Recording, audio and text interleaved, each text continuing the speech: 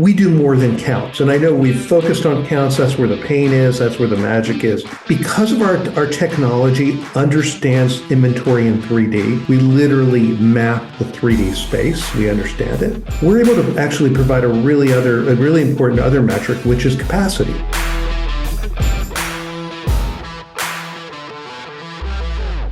Welcome to Digital Hospitality. I am your host, Sean Walchef. This is a Cali BBQ media production. We believe that every business, especially brick and mortar businesses, need to be digital first. We also believe that every business is in the hospitality business, whether they know it or not. We started this crazy little show 7 years ago, back in 2017, and our goal was to connect with people like you that are watching, people like you that are listening. If you're new to the show, welcome to the community. Our goal is to have the best, the brightest, the most experienced people that can share not only the successes, but also the failures, and also give us insights into the cool things that are happening in the digital hospitality ecosystem. I am super excited to have David Greschler, who is the CEO and founder of Nomad Go. And if you don't know about Nomad Go, it is so easy that a 10-year-old can do it. We're talking about inventory. I don't know how David has managed to revolutionize. If you guys were at FS Tech, you know that their booth was probably the most popular booth at FS Tech, buzzing with people that just could not believe the technology that they got to have in their fingertips. David, welcome to the show. Thank you, Sean. God, it's so much fun to be on the show with you. I am so excited. Number one, let's tell our audience, what is Nomad Go? Well, let's start with the problem we're trying to solve. Yeah, let's do that. Everybody hates inventory. Oh, I thought that was a secret. Are you you're telling everyone the truth right off the bat? I love it. Yes. You got to start where the pain is, right? Yes. Let's start. If you don't have pain, you don't have a product. So everybody hates inventory. It takes too long, like hours. It is highly inaccurate because you're being asked to do it after you've worked hard all day, and now at 10:30 at night you're sitting there counting bottles or counting tetras or bags or whatever it is. And it's just a lot of it's hugely inaccurate, and frankly it's not digital. And you talked about it, digital first. It's mostly people either writing on a piece of paper. We still see that with some of the largest companies in the world, or it's typing and pecking into some sort of app, which is no different than writing it down. Yep. And so because of that kind of pain, that the time, the inaccuracy, what we've done is we've just gotten rid of all that. You literally use, a smartphone or a tablet, and you just wave it. And as you talked about, people saw this in real time at FS Tech. Yeah. You just wave it, and we count. And probably really importantly, and this is how we're different than people who might have seen these computer vision things out there. We don't just recognize an item like a certain kind of ketchup, but we can magically actually count how many in our row.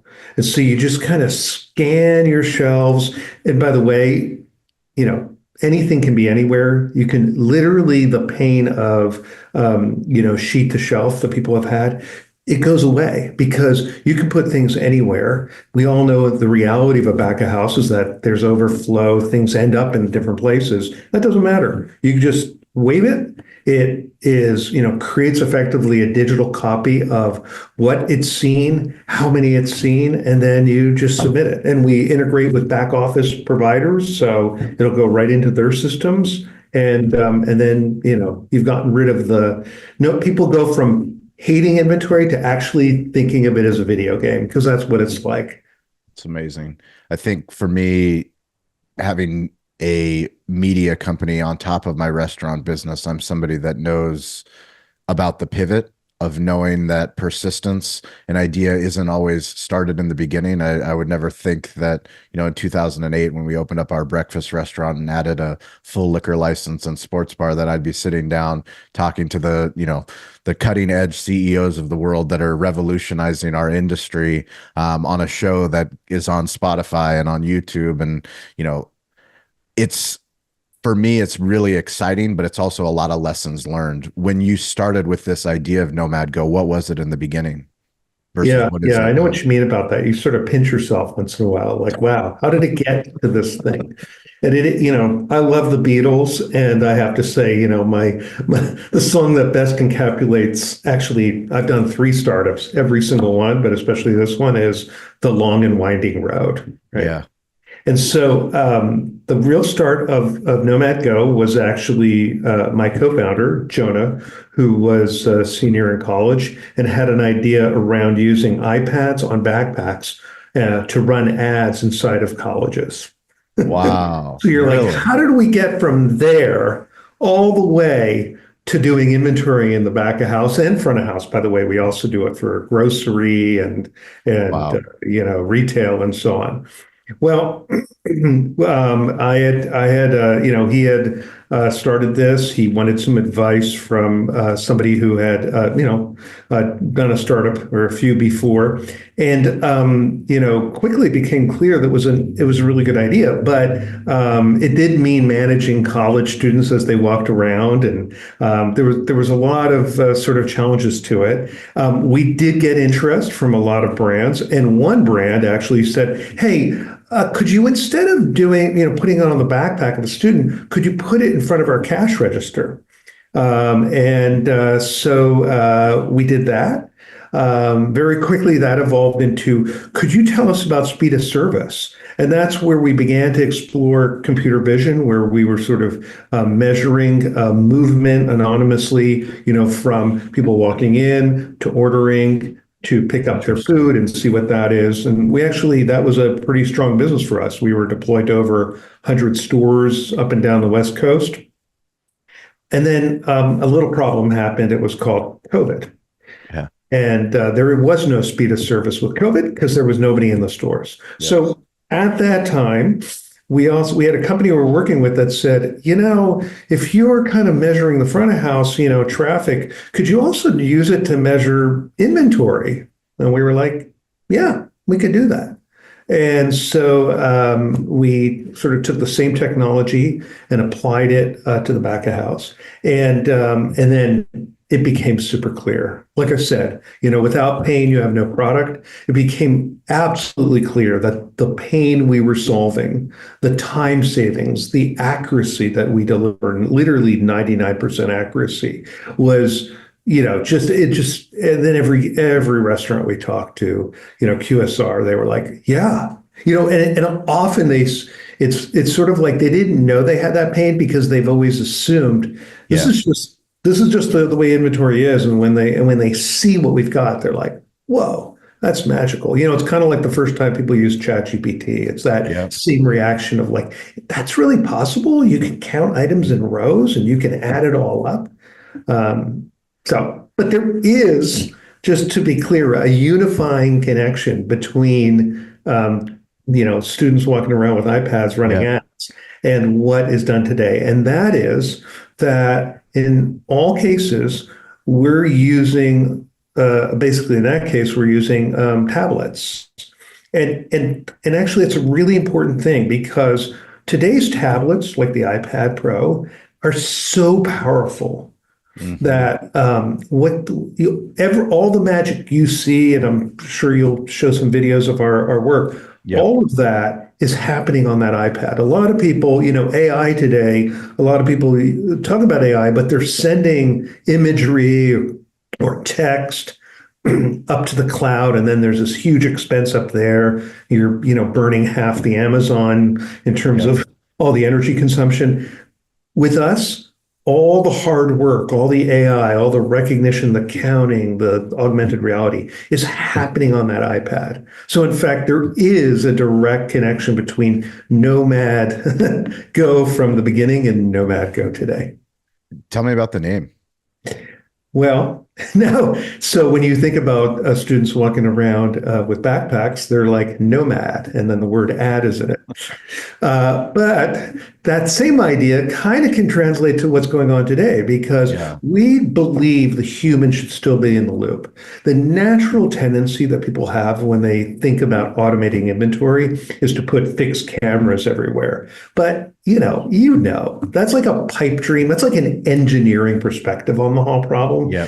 Anybody who's been in the back of house is like, well, wait, I jam stuff in a corner. I have a fridge. You can't put fixed cameras around. And frankly, people don't like being watched either. So Yep. the idea that there's a human behind that screen as you're collecting is actually a real benefit because there's the ability in real time for people to make adjustments. So if one of our counts is off or whatever it is, they can just with a little tap, and again, it's like a video game, they just tap and make that adjustment, and that ensures that really high accuracy, because at the end of the day, that's what people want. They want super high accuracy, because if they have high accuracy, then they know that they're going to get the items they need delivered to them. How much does the hardware cost and how much is the installation?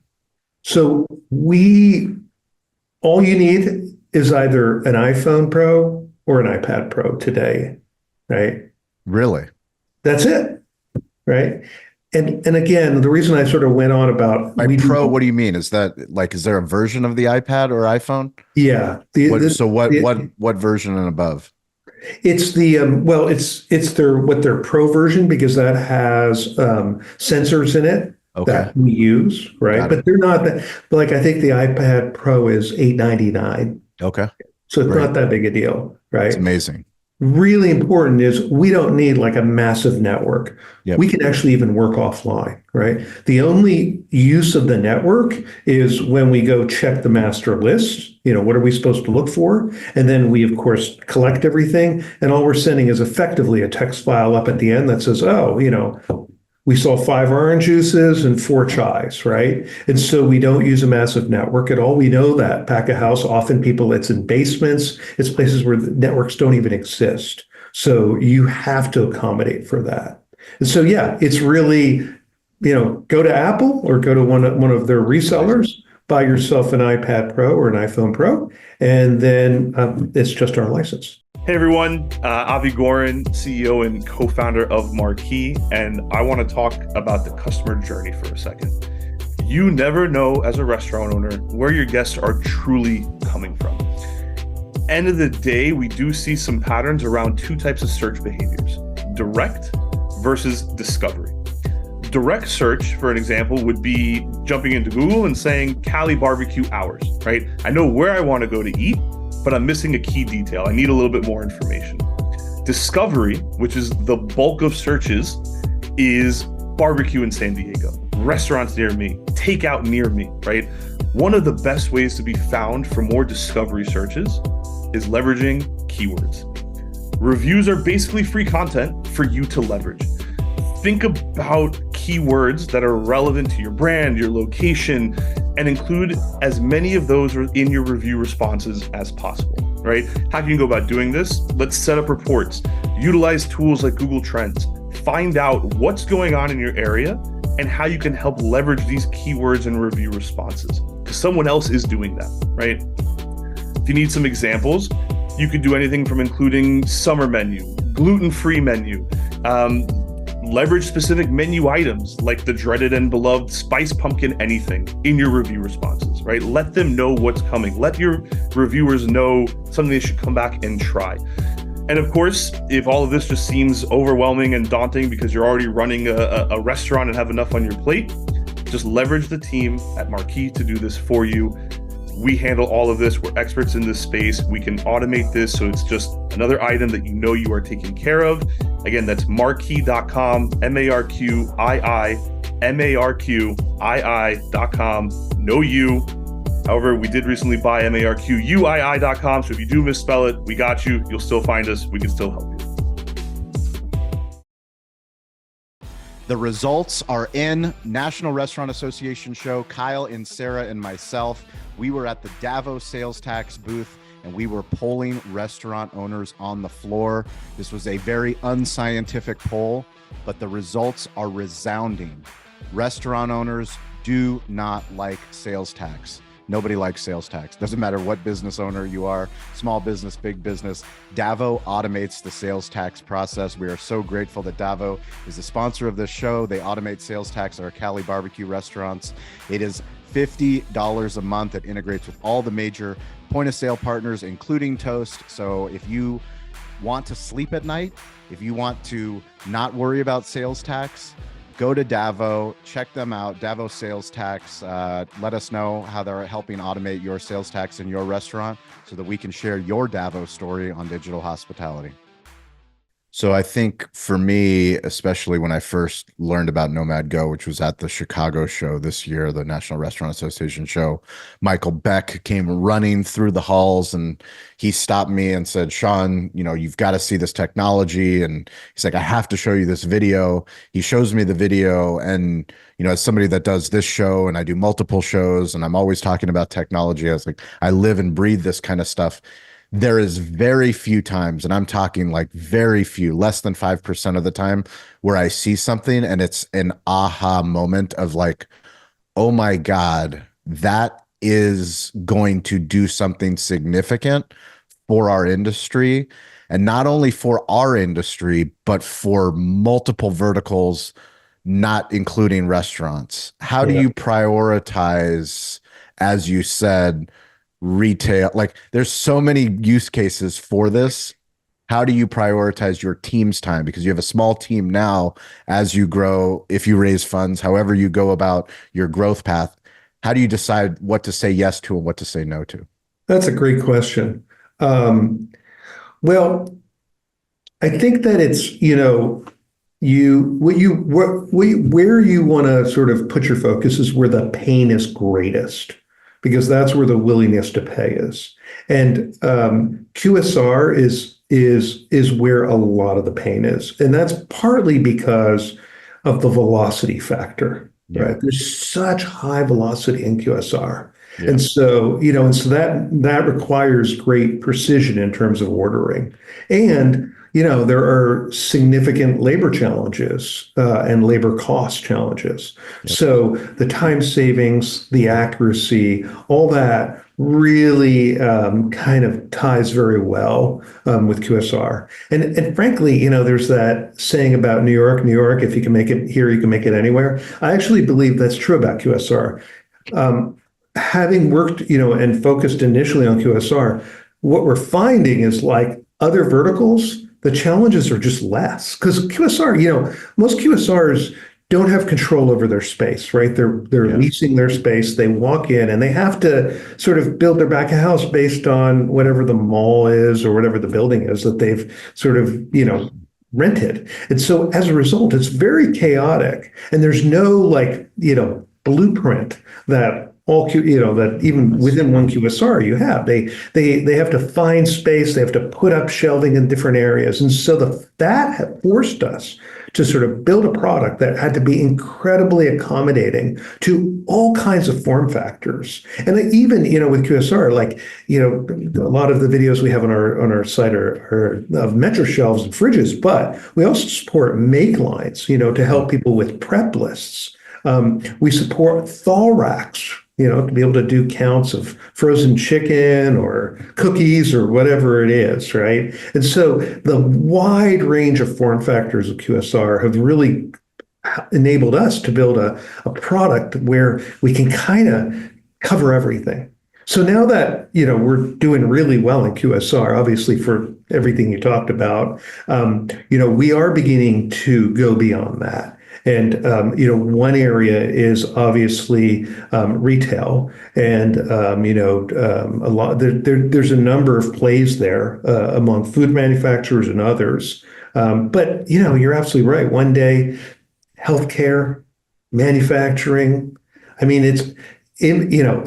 people have been counting inventory since really the dawn of time, right? They've been counting their value. And until Nomad Go, they've been using their fingers. Yeah. So it's this crazy thing where we are just changing everything. I mean, our vision of this product is that we're really the next generation of the barcode, but 10 times faster, Amazing. massively more accurate, and this is really important. We do more than counts. And I know we've focused on counts. That's where the pain is. That's where the magic is. But because of our technology understands inventory in 3D, right? It's not just computer vision's a little piece of it, but there's a lot of other stuff going on. We literally map the 3D space. We understand it. We're able to actually provide a really important other metric, which is capacity. So, you think about your restaurant, you have whatever, 10 shelves and a fridge and all that. Our system understands how much capacity you have. And it also understands how much utilization currently is there. And so we can actually report on like how much do you have left to be able to fill with your products.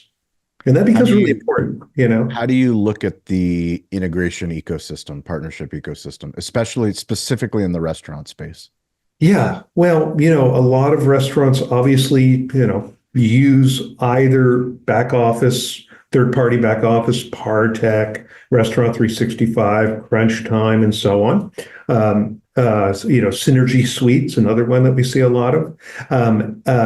And then the really big ones, a lot of them have proprietary systems. Yep. So we've basically built for both environments. It's just part of the thing because the data has to go back up so then that can connect with the distributors so they can place their orders.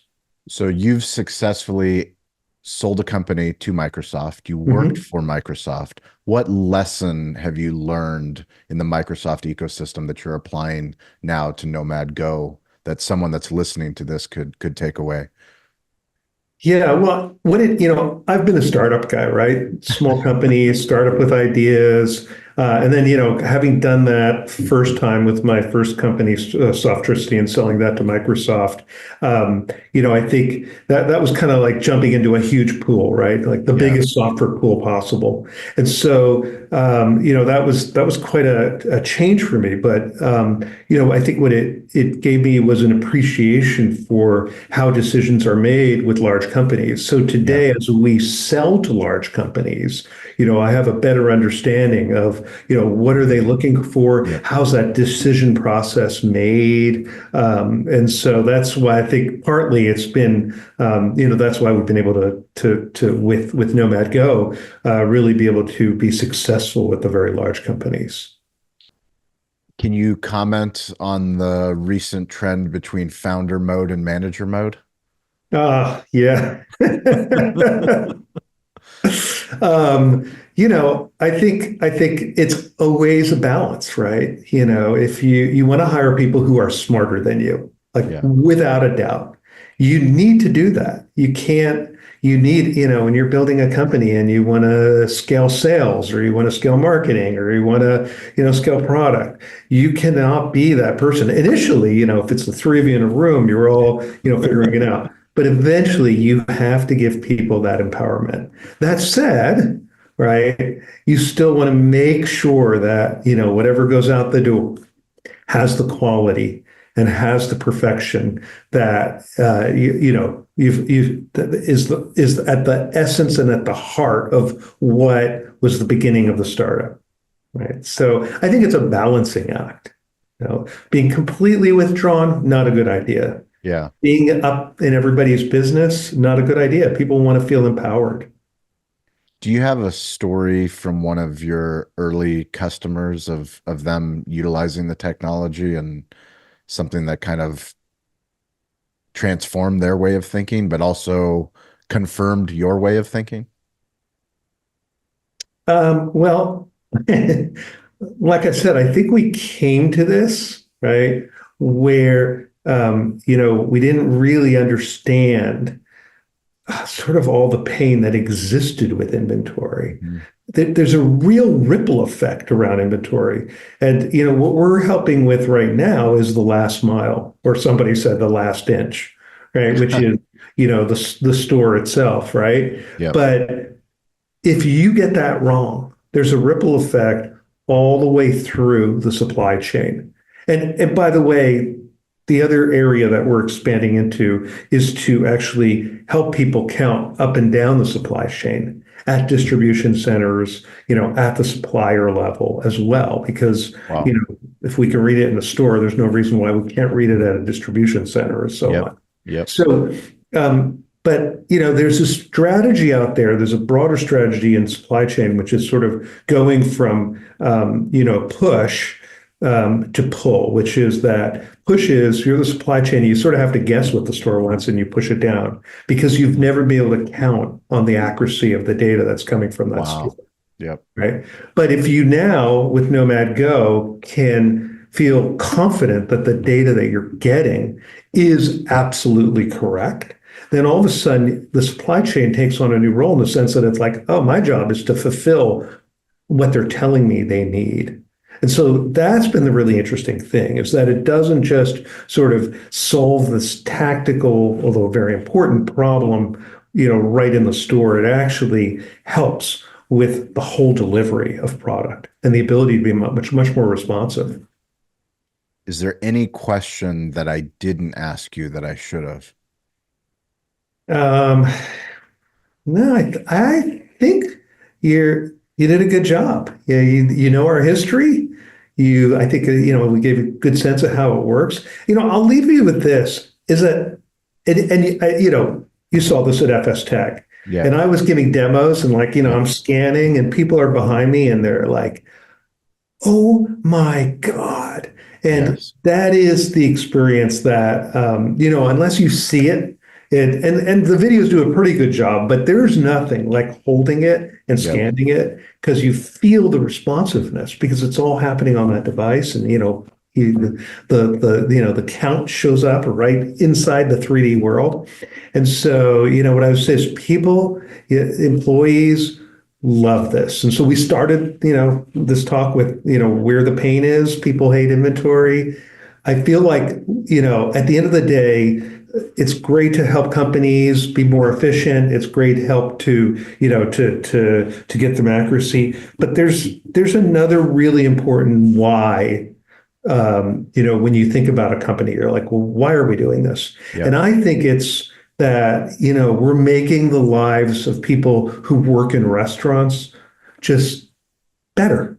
They don't have to spend hours. We had a person who, was evaluating at a manager for a store, and she did it, and then she said, "Who do I have to talk to at my QSR to get them to start using this right away?" And the story behind that was, she said, "I have to get up at 4 a.m. to get up to get to my store at 5 to do inventory for an hour and a half." And she's like, "I could get more sleep." And so Wow. I think the really important, making, this better for people, that's what motivates a lot of us at this company, is just, improving people's lives with better inventory. As we get to 2025, let's think Chicago National Restaurant Show. What's it going to look like to be for your measurement of success for Nomad Go? What will you have accomplished by the time the show Chicago show 2025? A lot of QSRs using our product, a lot of wasted time saved. Yes. And a lot of happier employees because they're not, having to count inventory at 10:30 at night. That's amazing. I've thoroughly enjoyed meeting your team. I'm impressed every time I get on a call with somebody. You do what you say you're going to do, and that's putting smart people around you. The team that you've built and what you guys are doing is phenomenal. Anybody that's listening to the show, please join us on LinkedIn Live every Wednesday, every Friday. You can follow Cali BBQ Media on LinkedIn. We do a live show, so you can join us. That's a way for us to build community. We've been doing that for 3 years now. We want you to join us. Tell us about your restaurant. Tell us about your technology. If you're in sales, if you're in marketing, we've got people from all over the globe that join us. But David, I am so grateful. Best place for people to reach out to you. Website? I would say just go to nomadgo.com. Perfect. And if you want to ping me, just send an email to me, davidg@nomad-go.com. Amazing. And we will put links to the content that the Cali Barbecue Media team did with the Nomad Go team. We've got some awesome videos for you guys to check out. We'll put those in the show notes. As always, stay curious, get involved, and don't be afraid to ask for help. We'll catch you guys next week. Thank you, David.